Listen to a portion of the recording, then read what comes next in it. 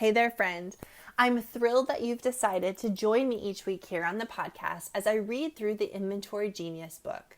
Now, if you're anything like me, you're going to put these principles into practice so much more quickly if you highlight, underline, and put dates beside each actionable step. So if you haven't grabbed your paper copy of the Inventory Genius book yet, I want to encourage you to head on over to ciarastockeland.com and grab your copy. I'm so excited to sign it and drop it in the mail for you. I want you to have that paper copy in front of you as you listen each week to each chapter I read.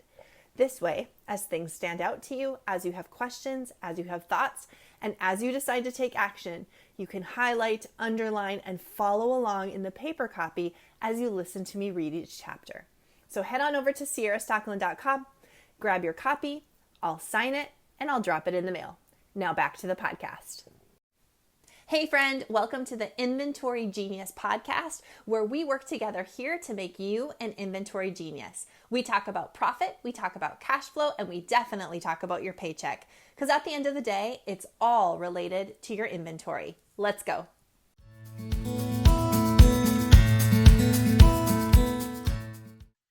Let me start this chapter by saying you cannot grow your business by cutting expenses.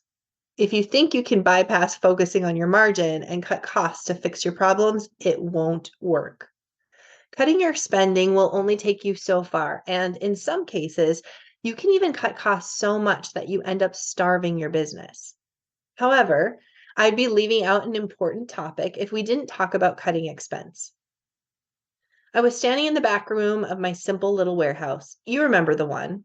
What I haven't told you about yet are the days between celebrating the new shelves being installed in my first little warehouse to the fateful day I signed another lease and moved to a real, big deal warehouse across town. There were a lot of expenses added to my profit and loss statement in those few short years between initially upgrading and losing everything. As we began to open more franchise stores across the upper Midwest, I did what every other entrepreneur does at some point in their journey. I added more expense, and more, and more, and more. We needed a warehouse with more space. With that warehouse, we needed a fancier forklift. To bring in more product with the new forklift, we needed new shelving, and of course, we also needed more people to man all the upgrades.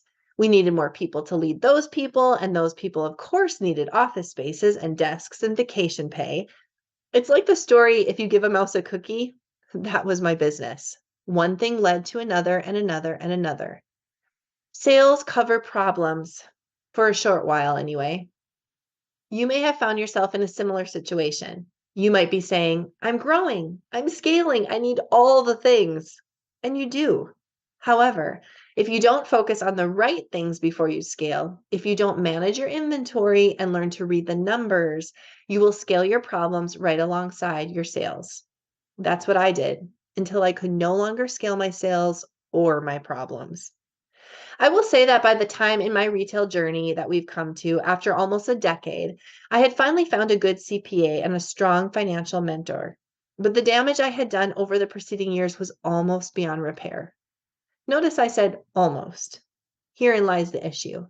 I was over leveraged. I was spending so much every single month simply to run the business that when the franchisees decided to bail, I had no cash available to fight the mounting legal costs of defending the trademark or the agreements. My world was crashing down around me. I knew something was brewing. In 2015, I went to the White House and testified on Capitol Hill on behalf of small businesses. I was in Entrepreneur magazine and I won multiple national awards.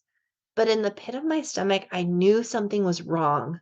I couldn't put my finger on it, but looking back now, I realize it was the uneasy feeling you get when cash is endlessly flowing in, yet there's nothing left to save at the end of the day. It's when everything looks glitzy and glamorous from the outside, but behind the scenes, you're waiting for the next deposit so you can just move money from one credit card to the next, or when you cannot hold people accountable because you need the sale so badly. It's the feeling you get from focusing on all the wrong things. As I started to realize this, the consequences of years of mistakes were piling up and my debt was gaining the upper hand. Add to that a mountain of legal bills and customers who never paid any of their bills. Remember earlier when I said we were functioning as the bank? Side note here. If you aren't a bank, never act like a bank. This was one of the most detrimental mistakes I made when I decided to franchise. I bought all the inventory for all the stores, hoping and assuming that our stores would eventually pay me back. When that never happened, I was screwed. I was on the hook with vendors for thousands of dollars in inventory. It was my name on the paperwork. When I couldn't pay, they didn't care who owed me. They wanted their money. Never be the bank.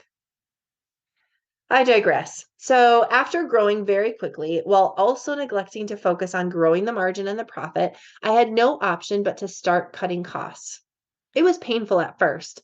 I held tightly to the fact that I absolutely had to have a team of 12. Who would make the graphics, send out the emails, create the purchase orders, and count the jeans if I didn't have an entire team? Did I also mention that by this time I had coveted corner office? Yes, I scaled that up too. However, the stress was so intense that all I did all day long was put out fires. I soon realized that I had never even spent any time in that office anyway. Had I really been happier in my little downtown store, standing behind the counter, talking to my customers? I'm guessing, just a wild guess, you might feel like this too. How did I get here? I had decided I needed all the things.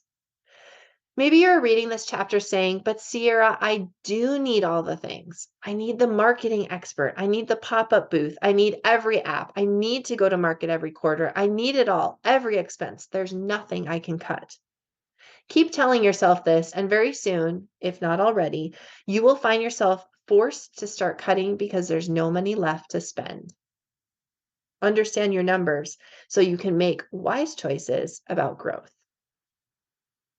This is where I found myself, my boat ceaselessly filling up with water. I started cutting. First, I cut part-time people, then travel. Then I cut a purchase over here and a service over there. Combining work duties, I found that fewer people could do more. We discovered reoccurring expenses we had signed up for years before and had never used.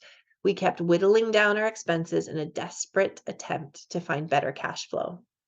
But cutting expenses, while absolutely necessary at times and a good practice if regularly evaluated, cannot grow your business. And if you wait until you are forced to cut expenses instead of cutting expenses to keep your bottom line in a healthy position, it may be too late. I was sensing this may be the case in my business and I was desperate, so I kept on cutting. No paycheck for me. Tearful goodbyes to team members, closing down the warehouse and moving back to the back room of my flagship store. This is where I found myself standing in the back of my original little makeshift warehouse with only a team of two others and me, empty shelves, no forklift, sold for cash, and a different kind of feeling in the pit of my stomach. This time, it was the realization that I had spent so much money before because I had so much money to spend. I had scaled everything, including my expenses, just for the sake of scaling. I did it because it made me feel fancy, like a big girl. It made me feel as though I had arrived in the business world. I hadn't been focusing on the right things. I'd been focusing on appearances instead of the foundation of the business. I was forced to look at the massive cracks in the foundation and try with every ounce of my being to patch them up before the entire building came crashing down. It's not exciting to say no. It's so much easier to buy into the modern hustle mindset and tell yourself that later you'll work on your genius. That feels so right, doesn't it? Instead, what if we produced product-based business owners working on the right things with intentionality? Understand your numbers so you can make wise choices about growth. Focus on managing your inventory so it's working for you, writing you a paycheck from day one. When your profit is where you want it to be, then decide what to put on your expense line, always scrolling quickly to the bottom of the P&L to make sure your profit stays steady and keeps on growing. Here's the really exciting part. When you build by focusing on the right things, not spending to look fancy, you will grow your cash so you can live like no one else. So, how does spending relate to your inventory genius mindset? You start looking at every expense as another way to make inventory work for you. Need a new employee? How will she give you freedom to buy better and build more margin? Want to upgrade that new point of sale system? How will it help you manage your inventory for more profit? Want to travel the market? What's your plan once you get there? So you're maximizing your time looking for margin builders while building relationships that will help you scale. It is also imperative that you set aside time every quarter to review your spending in light of your overall profit.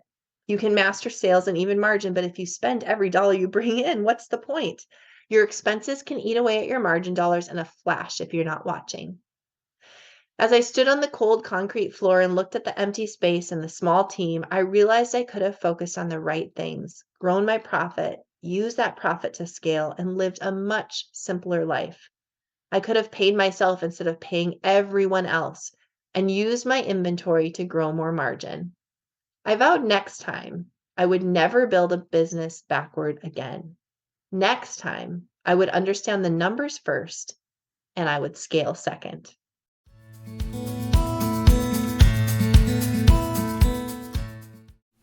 Hey friend, thank you so much for tuning in today to the Inventory Genius podcast. If there's something that you heard today on the podcast episode and you want to dig deeper into becoming an inventory genius yourself, I want to invite you to head on over to my website, ciarastockeland.com, where I have multiple ways that you and I can work together on your inventory. I want to help you with your profit, your cash flow, and your paycheck, because at the end of the day, it's all related to your inventory. So head on over to the website, connect with me. I'll work with you soon. See you then. Hey there, friend.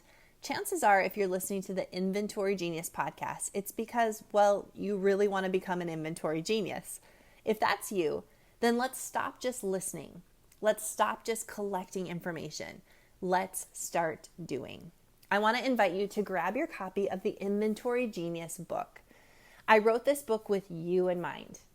It delivers bite-sized actionable steps that will help you use your inventory to create more profit and keep more cash in your business. This is a really easy to read book. In fact, I designed it specifically for the busy inventory-based business owner. It only takes about 2 hours to make your way through, and you're going to leave with practical bite-sized steps so you can start implementing the principles of the Inventory Genius method immediately. Head on over to ciarastockeland.com where you can grab your ebook, your Audible version, or the printed copy. Enjoy! Hey boutique owner, are you ready to go from drowning in busy work to dreaming about the future? Simple Strategies Group creates automated marketing systems that work 24/7 so you do not have to. And you know how important I tell you it is to have automated, simplified systems. And that's why you need to get a hold of Liz. Liz Whitehead is a certified Klaviyo Master Silver partner as well as a certified Postscript partner. She knows her stuff.